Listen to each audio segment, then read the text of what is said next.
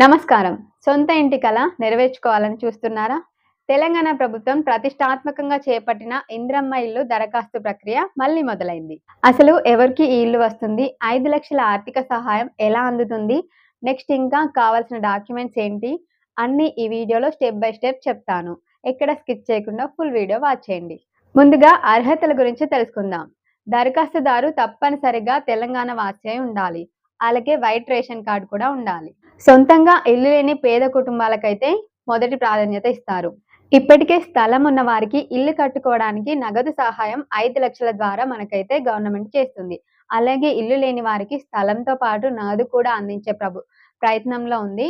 అలాగే ఈ మొత్తానికి ఇల్లు, జాగా 2 లేని వాళ్ళకైతే ఖచ్చితంగా మన దగ్గరలో ఉన్న ఇందిరమ్మ ఇల్లు నిర్మించిన అపార్ట్మెంట్స్ ఉన్నాయి గదా! ఏవైతే ఇందిరమ్మ ఇల్లు కట్టిన గృహాలున్నాయా?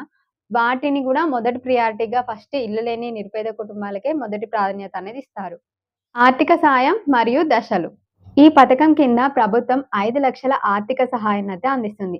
అది ఒకేసారి కాకుండా ఇల్లు కట్టే దశలను బట్టి అంటే basement level, roof level, next ఇంకా స్లాబ్ లెవెల్‌ని బట్టి మీ ఖాతాల్లో అమౌంట్‌నయితే జమ చేస్తుంది. ఎలా అప్లై చేయాలి? ప్రస్తుతం ప్రభుత్వం ప్రజాపాలన ద్వారా ఈ దరఖాస్తులైతే స్వీకరిస్తుంది.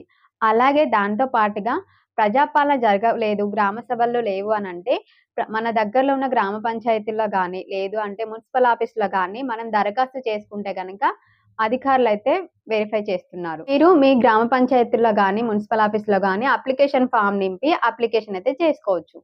దానికి అప్లికేషన్ ఫార్మ్‌కి voter ID, ration card, Aadhaar card, next ఇంకా స్థలం ఉంటే ఆ స్థలానికి సంబంధించిన పత్రాలను జిరాక్స్ సెట్ అయితే దానికి అటాచ్ చేసి అప్లికేషన్ అయితే ఇవ్వాలి. దీంట్లో ఇంకా ప్రజాపాలన రసీదు ఉంటే గనక దాన్ని కూడా అప్లికేషన్ చేస్తే ఇంకా తొందరగా మన అప్లికేషన్ అనేది తొందరగా రీచ్ అవుతుంది. తొందరగా వెరిఫై చేస్తారు. తొందరగా అప్రూవ్ కూడా చేస్తారన్నమాట.